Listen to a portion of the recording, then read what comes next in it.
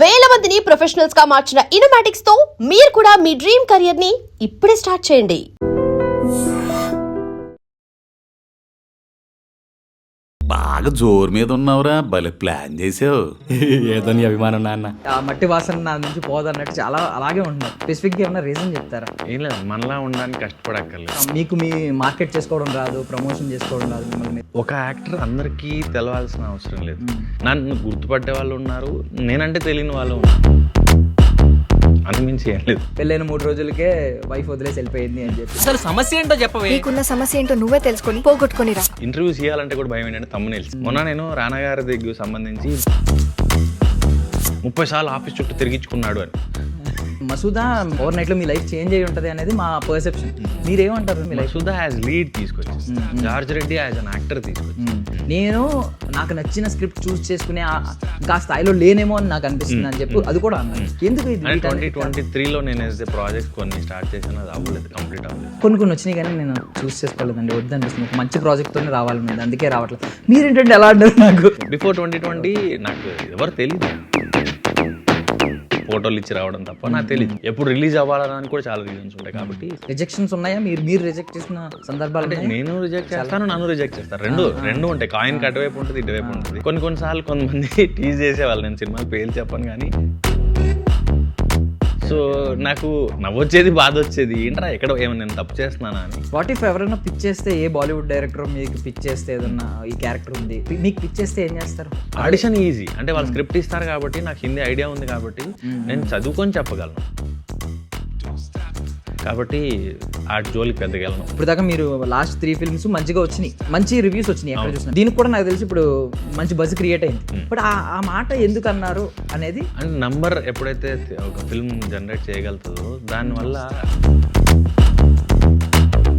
So నచ్చిన కథ చెప్పడానికి డబ్బు పరిమితులు ఉండకూడదు అనే దాంట్లో నంబర్ అనేది చాలా అవసరం. లిప్ కిస్ అనేది అవసరం ఏముంది కథకనే?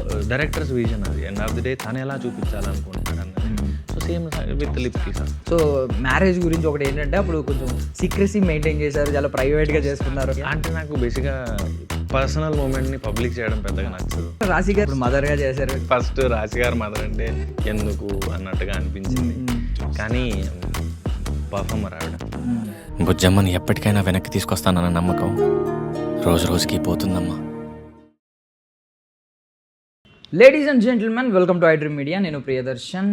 సో బేసికల్లీ ఈ మధ్య కొంతమంది కొన్ని సోషల్ మీడియా పోస్టులు కానీ, లేదంటే ఏదైనా న్యూస్ ఆర్టికల్ కానీ చూసి ఉండొచ్చు. పెళ్ళైన 3 రోజులకే వైఫ్ వెళ్ళిపోయింది, లేచిపోయింది అని చెప్పి కొంతమంది పాపం తిరువీర్ గారి ఫోటో పెట్టి పాపం అని చెప్పి పెట్టారు. #TFI అని పెట్టారు, కానీ పాపం ప్రతాప్ అని మెన్షన్ చేయలేదు. అది కూడా పర్టికులర్లీ మూవీ అని మెన్షన్ చేయలేదు. So end of the day అది మూవీ ప్రమోషనల్లో భాగం అనమాట. సో ఈరోజు తిరువీర్ గారు మనతో పాటు ఉన్నారు. నిజంగానే ఆయన చూస్తే నాకు పాపం అనిపిస్తుంది, ఎందుకంటే ఆయన స్టోరీ, ఆయన బ్యాక్ స్టోరీ, ఆయన ఎంత స్ట్రగుల్ అయ్యారు ఇక్కడ వరకు రావడానికి. స్టిల్ ఆయన మంచితనం చూస్తే ఇంకా పాపం అనిపిస్తుంది. సో మాట్లాడదాం ఒకసారి. హాయ్ అండి. హలో అండి. బాగున్నారా? చాలా బాగున్నాను. ఫస్ట్ ఆఫ్ ఆల్ స్టిల్ అనిపిస్తుంది అండి నాకు పాపం అని. అంటే మీరు ఎప్పటికైనా ఇదే పే ఆఫ్ అవుతుంది. మీరు చాలా ప్రాక్టికల్గా, ఒకప్పుడు మన వాల్యూస్ ఎలా ఉండే అలాగే మాట్లాడుతున్నారు. బట్ ఇప్పుడు అంతా ఎలా ఉందంటే మార్కెటింగ్ స్ట్రాటజీ వచ్చింది.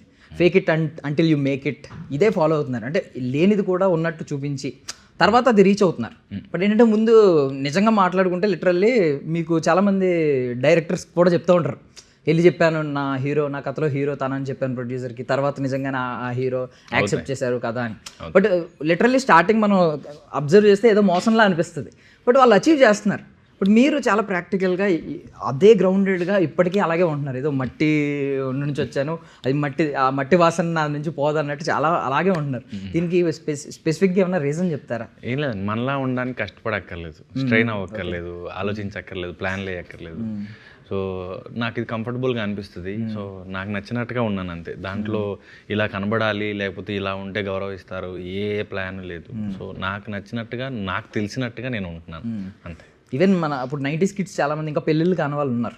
వాళ్ళందరూ ఏంటంటే కొంచెం ఆ పాత తరహాని ఇది రెండు ఉంటున్నాయి అనమాట.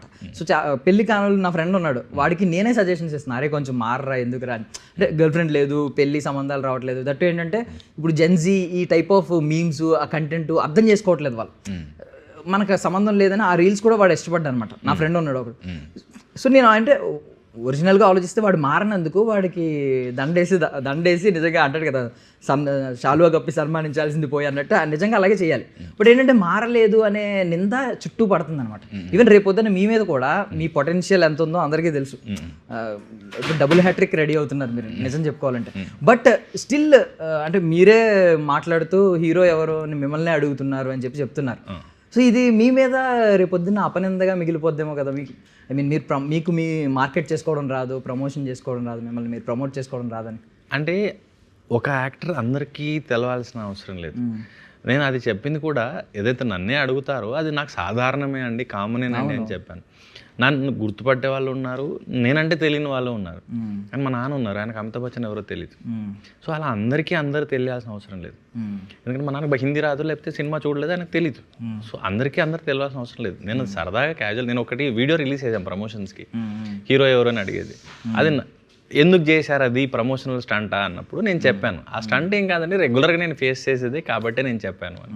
అంతకుమించి ఏం లేదు. ఓకే, ఐ మీన్ ఇంప్రెస్డ్ అండి. చాలామంది నాకు తెలిసి స్టార్టింగ్లోనే ఇంప్రెస్ అయ్యి ఉంటారు. ఆల్రెడీ ప్రీవియస్ ఇంటర్వ్యూలు చూసిన వాళ్ళు ఎప్పుడు ఇంప్రెస్ అయ్యి ఉంటారు. బట్ దీని గురించి చూస్తే సినిమా ప్రమోషనల్ స్టంట్లో భాగంగా చాలామంది సరదాగా ఈ కైండ్ ఆఫ్ క్యాప్షన్స్ పెట్టారు, పెళ్ళైన 3 రోజులకే వైఫ్ వదిలేసి వెళ్ళిపోయింది అని చెప్పి. మీరు అలాంటివి ఏమన్నా చూసారా? మీ ఫోటో పెట్టి వేయడం ఎక్కడన్నా చూసారా? లేదు, ఇంకా చూడలేదు. ఇంకా అది అంటే నేను ఈ మధ్య షూట్స్లో బిజీ ఉండి అండ్ ఈ ప్రమోషన్స్ వీటిలో స్క్రోల్ చేయడం పెద్దగా చేయట్లేదు కాబట్టి తెలియదు. ఇంకెవరైనా వేసారేమో కూడా నాకు తెలియదు. సో అంటే మా జర్నలిస్టులో ఒక ఆయన వేసారనమాట, ఇలాగే వేసి ఎవరు ఫోటో ఏం పెట్టలేదు, మీ పేరు మెన్షన్ చేయలేదు, ఏం లేదు, #TFI అని పెట్టారు అంతే. ఆయన పెడితే అందరూ ఏమనుకున్నారంటే నిజంగా ఎవరో పెళ్ళైన 3 రోజులు రీసెంట్గా పెళ్ళైన వాళ్ళందరినీ సెర్చ్ చేసి వాళ్ళు కమెంట్లు పెడేస్తున్నారు అనమాట. ఈ పేరా అరే అది కింద ఆయన #TFI అని పెట్టి కొంచెం మెన్షన్ చేసి ఉండాల్సింది మేబీ, బట్ కింద అందరూ ఇలా మెన్షన్ చేశారనమాట. నాకు లిటరల్లీ ఒక చోట మీ ఫోటో చూశాను నేను, అప్పుడు అనుకున్నాను ఇది పాపం ప్రతాప్ కదా ఇలా పెట్టారు అని చెప్పి. మీరు ఏమన్నా ఒకవేళ చూసి ఏమన్నా బాధపడిన సందర్భం అంటే ఈ పర్టికులర్ దీంట్లో ఏం బాధపడలేదు, కానీ చాలాసార్లు నాకు ఇంటర్వ్యూస్ చేయాలంటే కూడా భయం ఏంటంటే తమ్మునైల్స్. లోపల ఏముందో చూడడానికి చాలా మందికి ఓపిక ఉంటుంది, కానీ తమ్మునైల్స్ చూసి జడ్జ్ చేస్తూ ఉంటారు. అందుకే నాకు సగం భయం ఇంటర్వ్యూలు ఇవ్వాలంటే. సో మేబీ ఇంకా అది అవన్నీ ప్రాసెస్ కదా, ఎంజాయ్ చేయడం మొదలు పెట్టాలి, చేసినా కూడా చూసి నవ్వుకోవాలంతే. కరెక్ట్. ఇప్పుడు 1/2 hour కంటెంట్లో ఒక లైన్ పెడతారు, అది ఎక్కడ ఉంటుందో తెలియదు. సో అందుకని ఆడియన్ కూడా చూడదు, అసలు మనం చెప్పామో లేదు ఉండట్లేదు. కొన్నిసార్లు ఈ లైన్ నేను ఎప్పుడు అన్నాను అని. మొన్న నేను రానా గారి దగ్గర సంబంధించి పరేషాన్ రిలీజ్ చేస్తే బాగుంటుందని ఏదో చెప్పాను. ఎవరు తమ్ముళ్ళు వేశారు, రానా గారి ఫోటో నా ఫోటో వేసి 30 సార్లు ఆఫీస్ చుట్టూ తిరిగించుకున్నాడు అని. వాట్ అనిపించింది నాకు.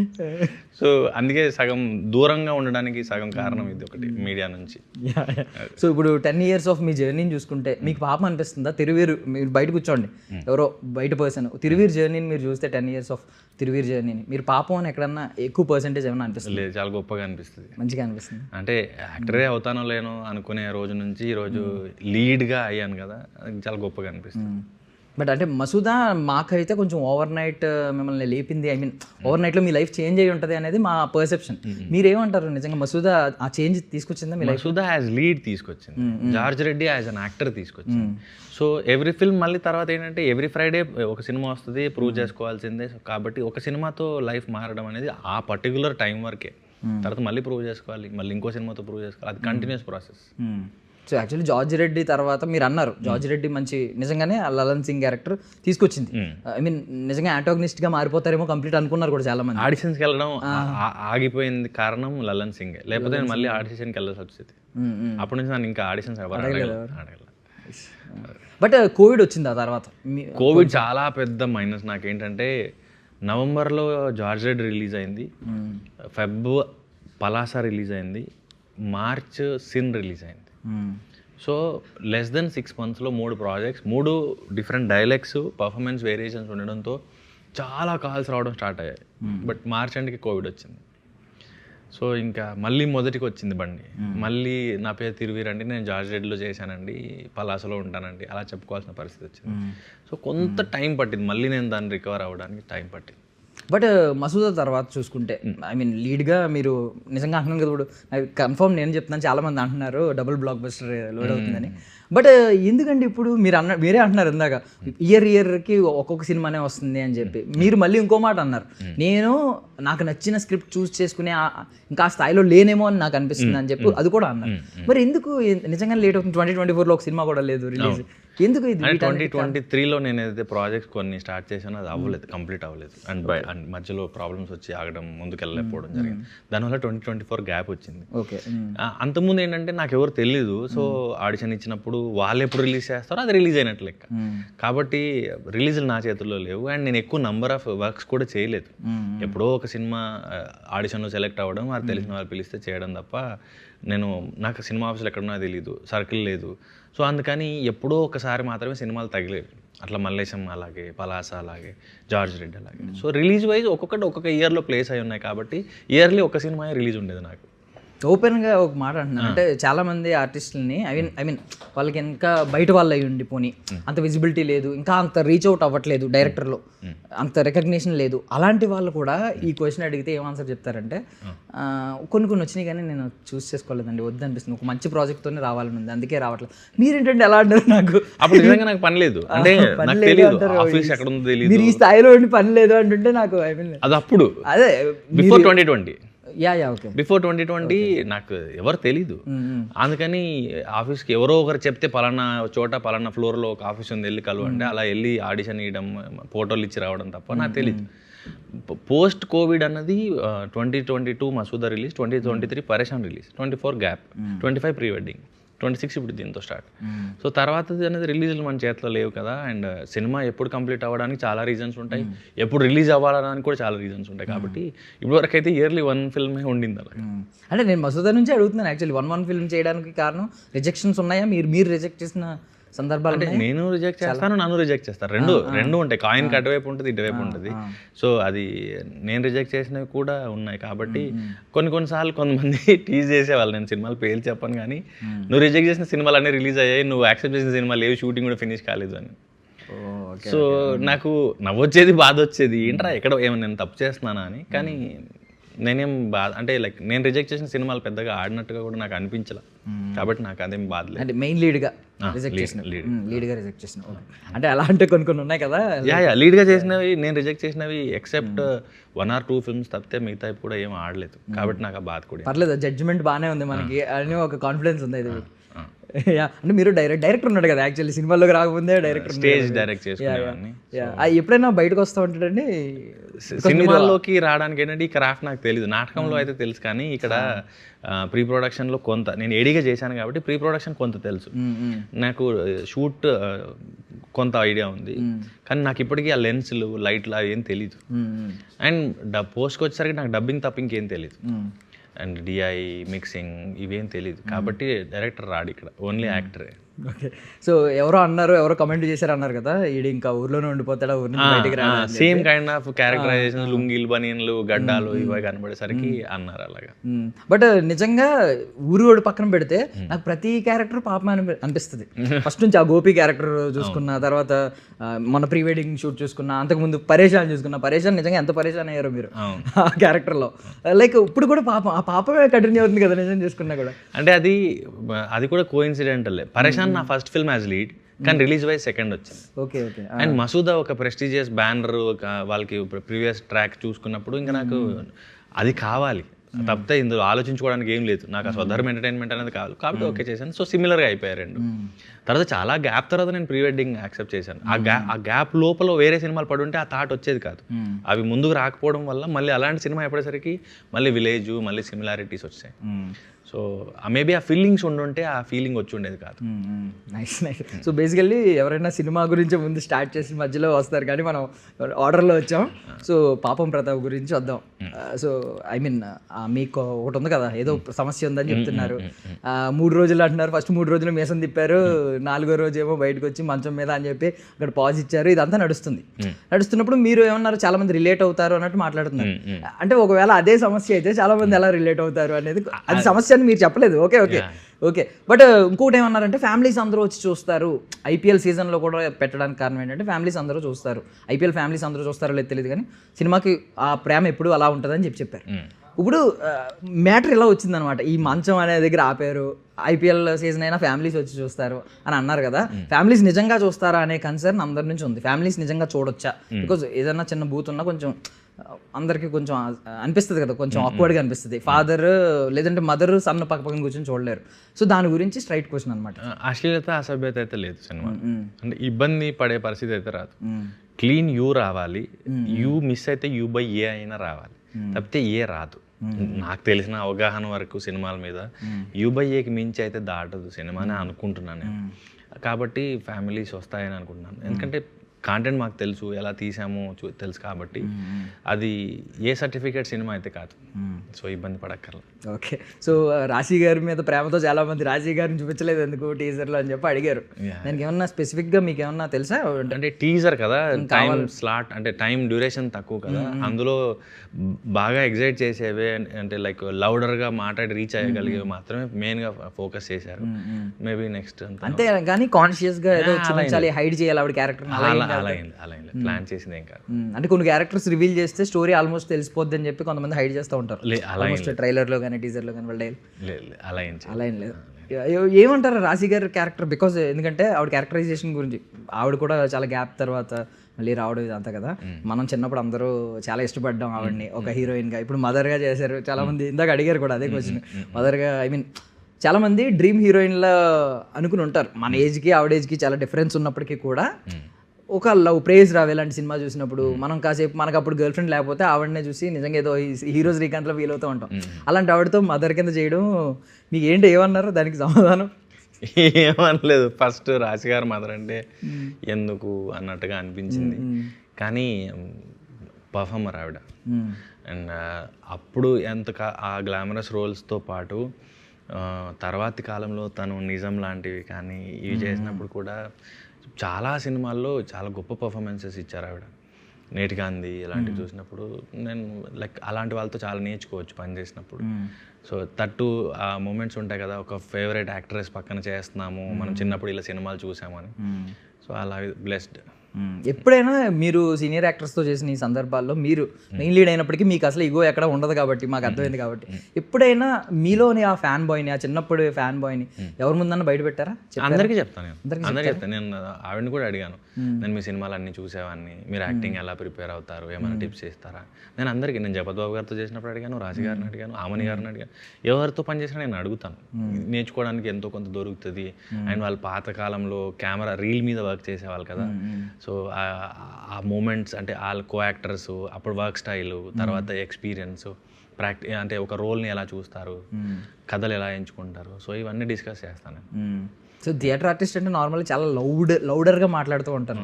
మీరు ఆల్మోస్ట్ కామ్ అండ్ కంపోజ్డ్ స్టేజ్లోకి వచ్చారు. అంటే మీకు చాలా ఎక్స్పీరియన్స్ ఉంది, థియేటర్తో పోలిస్తే ఇది చాలా పెద్ద ఎక్స్పీరియన్స్ ఉంది సినిమా అనేది. లీడ్ యాక్టర్గా కూడా మంచి సక్సెస్ ఉంది. బట్ ఆ ఇనిషియల్ డేస్లో స్విచ్ అవ్వడానికి ఏమన్నా ఇబ్బందులు పడ్డారా? కొంత అయింది. నేను ఫస్ట్ డబ్బింగ్ చెప్పేవాడిని, చిన్న చిన్న క్యారెక్టర్స్ అవి డబ్బింగ్ చెప్పినప్పుడు తెలియకుండా చెయ్యి వెళ్ళిపోయేది. మీరు థియేటర్ ఆర్టిస్ట్ అని అడిగారు, ఏంటంటే మీకు తెలియకుండా మీ చెయ్యి వెళ్ళిపోతుంది అని. సో అక్కడి నుంచి ఎక్స్ప్రెషన్ మీదకి వర్క్ చేశాను. అంటే మరీ బ్రాడ్ అవ్వకూడదు, పెద్దగా కెమెరాలు లెన్స్లు ఎక్కువ అంత లౌడ్నెస్ అక్కర్లేదు కాబట్టి మార్చుకుంటూ వచ్చాను. కొంత బిగినింగ్లో సఫర్ అయ్యాను, తర్వాత ఎప్పుడైతే అర్థమైందో ఎంత కావాలి అన్నది అది ఈజీ అయిపోయింది. సో యాక్చువల్లీ రెయిన్బో ఎఫ్ఎంలో అండి మీరు చేసింది? అవును, 1 year చేసి ఉంటారు కదా పార్ట్ టైం. 6 months ఏనా? సో మాకు అసలు మీరు ఎలా ఆర్జే తీరుగా ఎలా మాట్లాడేవారు అంటే తెలుసుకోవాలండి. జస్ట్ మీ ఇంట్రో అన్న చెప్తారే ఎలా మాట్లాడేవారు? అసలు గుర్తు కూడా లేదు. అంటే అది 2011-12 March అలాగా వదిలేసాను. ఆల్మోస్ట్ 12 years పైన, 14 years అయింది. ఒక సిగ్నేచర్ స్టైల్ ఉంటుంది కదా ఇంట్రో, ఎవరి కాళ్ళకి ఆర్జేలు వినండి ఉల్లాసంగా ఉత్సాహంగా అంటే అది వేరే వాళ్ళది. దీనికి ఏదో ఉండేదండి, అది రావట్లేదు ట్యాగ్, అది ఏదో ఉండేది. రెయిన్బో ఎఫ్ఎం 101.9 అనేవాళ్ళు. 101.9.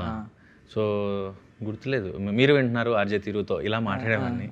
సో గుర్తులేదు, కానీ నేను బ్యాడ్ ఆర్జే అది చెప్పగలను. అంటే వాయిస్తో మౌత్ పీస్ ముందు మనిషి లేకుండా యాక్ట్ చేయడం అన్నది అదొక ఆర్ట్, లైక్ డబ్బింగ్ లాగే. సో అందులో నేను చాలా పూర్. నాకు వచ్చే కాంటెంట్స్ కూడా జ్ఞానపీఠ అవార్డు గ్రహీతలు, సినిమాలు, వాటి గురించి మాట్లాడుతూ పాటలు వేయడమే వచ్చేది. సో ఇన్ఫర్మేషన్ మోర్ చదివి పాటేసినట్టుగానే ఉండేది. పక్క ఆర్జీలను అబ్జర్వ్ చేసినప్పుడు వీళ్ళెందుకు ఇంత అట్రాక్టివ్గా మాట్లాడుతున్నాను, నేను ఎందుకు మాట్లాడలేకపోతున్నాను అనిపించేది. సో కొంచెం బ్యాడ్ ఆర్జీనే. బ్యాడ్ ఆర్జీ అనుకుంటున్నారా? లేదు, లిటరల్ మీకు ఒకటి చెప్పనా కాంప్లిమెంట్. అంటే నేను ఇప్పుడు చాలామంది స్టేజ్ ఎక్కినప్పుడు కానీ ఈవెన్ హీరోస్ కానీ హీరోయిన్స్ కానీ కొత్త కైండ్ ఆఫ్ అంటే కొత్త స్టైల్ ఆఫ్ టాకింగ్ నేర్చుకుంటున్నారు. ఎలా అంటే కొంచెం ఈ ఇంగ్లీష్ వర్డ్స్, ఈ పాష్ వర్డ్స్ జెన్జీకి కనెక్ట్ అయ్యేలాగా. అంటే నిజంగా డిమాండ్ సప్లై, ఎక్కడ డిమాండ్ ఏది ఉందో అదే సప్లై చేయాలి. బట్ స్టిల్ మీరైతే మీ ఆథెంటిసిటీ ఎక్కడ కోల్పోవట్లేదు. మీరు చాలా ఆర్గానిక్గా చాలా తెలుగు మాట్లాడతారు, స్వచ్ఛమైన పదాలు మాట్లాడతారు. మీ ప్రొనౌన్సియేషన్ నాకు బాగా నచ్చింది. నాకు హిందీ ఇంగ్లీష్ అంతంతే వచ్చు. అంటారా? నేను డిగ్రీ ఇంగ్లీష్ మీడియం. ఓకే. అంటే ఆ కోర్స్ ఇంగ్లీష్లోనే ఉంది, బయోటెక్నాలజీ, బయోకెమిస్ట్రీ, కెమిస్ట్రీ. సో నాకు జీన్స్ అంటే అర్థమయ్యేది కాదు. GENES పక్కన అడిగేవాడిని జీన్స్ అంటే ఏంటి అని. ఎందుకంటే అప్పటివరకు నేను చదివిన తెలుగు మీడియం. అంటే క్లాస్ అయ్యాక చెప్తా అనేవాడు. నాకు ఏం అర్థమయ్యేది కాదు. డ్రోసోఫిలా అని ఏదేదో చెప్పేవాడు. మొత్తం అయిపోయిన తర్వాత క్లాస్ అంతా అయిపోయాక జీన్స్ అంటే ఏంట్రా అంటే, అప్పుడు ఇప్పటిలాగా అంటే ఫోన్ కొట్టి ట్రాన్స్లేటర్ కొట్టచ్చు, నేను ఇంతలో డిక్షనరీ పట్టుకెళ్ళేవాడిని జీన్స్ అంటే ఎతకడానికి. జన్యువులు అనేవాడు. జన్యువులు అంటే నాకు తెలుసు, జీన్స్ అంటే నాకు తెలియదు. జీన్స్ అంటే మనం జీన్స్ ప్యాంట్ అనుకుంటున్నాను. సో నేను ఆల్మోస్ట్ ఏడ్చుకుంటూ వెళ్ళిన రోజులు, అంటే ఫస్ట్ సెమిస్టర్లో నాకు అర్థమయ్యేది కాదు ఇంగ్లీష్. ఎలా దీన్ని క్రాక్ చేయాలని బట్టి పట్టేవాడిని, బయాడ్ చేసేవాడిని. ఎంత బట్టి పట్టినా ఒక ఇంగ్లీష్ పదం గుర్తు రాకపోతే మొత్తం పోయేది. సో అలాగే 4th సెమిస్టర్ 5th సెమిస్టర్కి అట్లీస్ట్ బట్టి పడడం వచ్చింది, ఇంగ్లీష్ మాట్లాడడం పక్కన పెడితే. కాబట్టి ఇంగ్లీష్ అంటే కొంత భయం. హిందీ అంటే హైదరాబాద్లో ఉన్నాను, సెకండ్ లాంగ్వేజ్ హిందీ కాబట్టి టూటీ హిందీ వచ్చు నాకు. అంటే తడబడినా హిందీ మాట్లాడగలుగుతాను నేను కంటిన్యూస్గా. కానీ ఇంగ్లీష్ అనేది కొంచెం నర్వస్ అయిపోతాను. కాబట్టి తెలుగు కంఫర్టబుల్ కాబట్టి నేను చాలా వరకు ఇన్స్టాగ్రామ్ అండ్ వాట్సాప్ స్టోరీస్లో కూడా నేను స్టేటస్ కూడా తెలుగులోనే రాస్తాను. వాట్ ఇఫ్ ఎవరైనా పిచ్ చేస్తే, ఏ బాలీవుడ్ డైరెక్టర్ మీకు పిచ్ చేస్తే ఏదన్నా ఈ క్యారెక్టర్ ఉంది మంచి పాన్ ఇండియా ప్రాజెక్ట్కి, తెలుగులో కొంతమందిని తీసుకుందాం ఎందుకంటే తెలుగు మంచి లీడింగ్లో ఉంది కాబట్టి టాలీవుడ్ కూడా, మిమ్మల్ని మీకు పిచ్ చేస్తే ఏం చేస్తారు? Audition easy. అంటే వాళ్ళు స్క్రిప్ట్ ఇస్తారు కాబట్టి నాకు హిందీ ఐడియా ఉంది కాబట్టి నేను చదువుకొని చెప్పగలను. కానీ ఇంప్రూవైజ్ చేసేటప్పుడు తడబడతాను. అంటే దట్టు ఎప్పుడైతే ఫ్రీక్వెంట్గా మనం భాషను వాడమో అది ఇంప్రూవ్ అవుతుంది. నేను నా చుట్టూ ఉన్న ఫ్రెండ్స్ హిందీ మాట్లాడే వాళ్ళు చాలా తక్కువ ఉన్నారు కాబట్టి నేను చదువుకున్నది, పాటలు విన్నది, సినిమా చూసింది తప్పితే అప్లై చేయడానికి నాకు పెద్ద స్కోప్ దొరకలేదు. తెలుగు అనుకోండి, చిన్నప్పుడు చదివింది పుస్తకాలు, అమ్మ నాన్న మాట్లాడేది, ఈ ఫ్రెండ్స్ అందరూ అదే కాబట్టి చాలా బాగా వస్తుంది. కొత్త పదాలు నేర్చుకుంటూ ఉంటాం. త్రూ పాటలు విన్నప్పుడు కూడా, సాహిత్యంలో కూడా ఇది అర్థం ఏమై ఉంటుంది అని మనం ఎంక్వైరీ చేసుకుంటాం. కానీ హిందీ, ఇంగ్లీష్ నాకు ఎప్పుడు అలా పాసిబిలిటీ లేకపోయింది కాబట్టి ఆటి జోలికి పెద్దగా వెళ్ళను. సో ఒరిజినల్ క్యారెక్టర్లో జీవించడం చాలా ఈజీ అన్నారు. ఇప్పటికీ ఊర్లోనే ఉంటారండి మోస్ట్లీ టైం? ఎప్పుడైనా ఊర్లో ఉండేవాడిని, కాకపోతే ఊరు వదిలేసి వచ్చి చాలా కాలం అయింది. సో హైదరాబాదే మా ఊరు. అంటే మేము ఇప్పటికీ కూడా మీ వాట్సాప్ స్టేటస్లో కొండీల్లో మొక్కలు పెంచుతూ ఉంటారు కదా, మా ఇంట్లోనే ఇలాంటివి పెంచుతూ మా ఇంట్లోనే అవి. కొన్ని మంచి వొకాబులరీ, తెలుగు వొకాబులరీ నేర్చుకోవచ్చు మీ దగ్గర. మంచి క్యాప్షన్స్ పెడతా ఉంటారు వాటికి. మీ ఇంట్లోనే పెంచుతున్నారు? ఓకే. అంటే బాల్కనీలో రీజన్ ఏమంటారు నార్మల్లీ? అంటే పువ్వులు మాది వ్యవసాయం ఉండింది కదా చిన్నప్పుడు, అంటే తెలియకుండానే మొక్కలతో, నేచర్ తో అటాచ్మెంట్ ఉండిపోయింది. అంటే అది తినే ఆ కాయగూరలన్నీ తింటారా తీసుకుని ఆ రేంజ్ లోనేనా? పూలు, కూరగాయలు, ఆకుకూరలు ఏవైనా సరే ఎంత పండుతాయి అవి తింటాం, ఇంట్లోకి వాడుకుంటాం. ఓకే. జస్ట్ షో ఆఫ్ కి, అంటే మర్చిపోకుండా, ఊరు మర్చిపోకుండా అలా ప్లాంట్స్ తక్కువ నా దగ్గర పెంచుకుంటున్నారా అన్నట్టు? చూడ్డానికి పెంచేవి నా దగ్గర తక్కువ. మిరపకాయలు, టమాటాలు, పాలకూర, లేకపోతే పూలు అలాంటివే మోర్ వాడుకోబడేవే ఎక్కువ ఉంటాయి. తులసి అలాంటివి తప్ప కల్బంద, డెకరేషన్ ప్లాంట్స్ పెద్దగా ఉండవు. సో యాక్టర్గా ఇప్పటివరకు నేను మంచి మార్కులు పడ్డాయి, ఇక్కడ నుంచి కలెక్షన్లో కూడా పడతాయని అన్నారు, స్పెసిఫిక్గా ఆ మాట అన్నారు. సో ఆ మాట అనడానికి స్ట్రాంగ్ రీజన్ ఏంటి? అంటే మీరు ఏమన్నా సఫర్ అయ్యింది కొంచెం మీ మనసులో ఉంటుంది. ఇప్పుడు దాకా మీరు లాస్ట్ 3 ఫిల్మ్స్ మంచిగా వచ్చినాయి, మేబీ ఆ పొటెన్షియల్కి తగ్గ బాక్స్ ఆఫీస్ కలెక్షన్లు వచ్చినాయో లేదో మాకైతే తెలియదు, కానీ మంచి రివ్యూస్ వచ్చినాయి ఎక్కడ చూసినా. మీ పర్ఫార్మెన్స్కి ఏంటి, సినిమాకి ఏంటి, హోల్ ప్యాకేజ్గా మంచి. దీనికి కూడా నాకు తెలిసి ఇప్పుడు మంచి బజ్ క్రియేట్ అయింది. బట్ ఆ మాట ఎందుకు అన్నారు అనేది, అంటే నంబర్ ఎప్పుడైతే ఒక ఫిల్మ్ జనరేట్ చేయగలుగుతుందో దానివల్ల నేను అనుకునే కథలు, నన్ను అనుకుంటున్న వాళ్ళకి సరిపడే బడ్జెట్స్ సమకూరడం ఈజీ అవుతుంది. సో నచ్చిన కథ చెప్పడానికి డబ్బు పరిమితులు ఉండకూడదు అనే దాంట్లో నంబర్ అనేది చాలా అవసరం. దానికోసమే అన్నాను.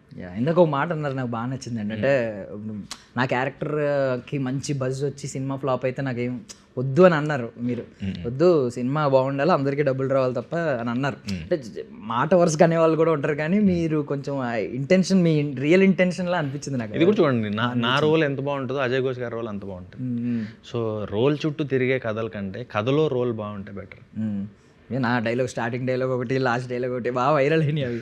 ఐ మీన్ చేతిలో చేతబడి బొమ్మ అయిపోతావు అని సంథింగ్ ఏదో.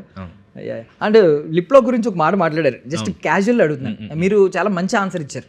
బికాజ్ సినిమా నా లైఫ్లో ఎప్పటి నుంచో ఉంది, పెళ్ళికి ముందు నుంచి నేను యాక్టర్నే కాబట్టి ఎప్పుడు నా వైఫ్ రెస్ట్రిక్ట్ చేయదు సినిమా విషయంలో అని చెప్పి అన్నారు.